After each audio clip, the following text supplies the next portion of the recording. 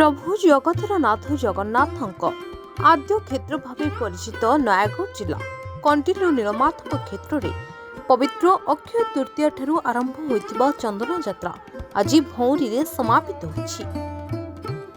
21 दिन धरी स्तोत्रीय ब्राह्मण पूजक और विभिन्न नियोजक सहयोग क्रमे ठाकुरंक दैनिक चाप खेल चंदन लागि भली विभिन्न नीतिकांति परे आज श्री नीलमाधव चलती प्रतिमा श्री मदन मोहन नीलमाधव धाम कंटिलोर द्वारे द्वारे विजय होई भोग खाइबा परे पुरोहित बद्री नारायण मिश्र और विश्वनाथ मिश्र घरे विजय होई भोग खाइथिले।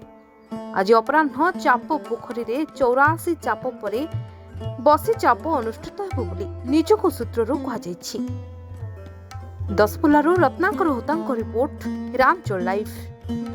तेरे एभली किसी गुरुत्वपूर्ण खबर देखा चाहती आम चैनल को लाइक सब्सक्राइब और शेयर करो।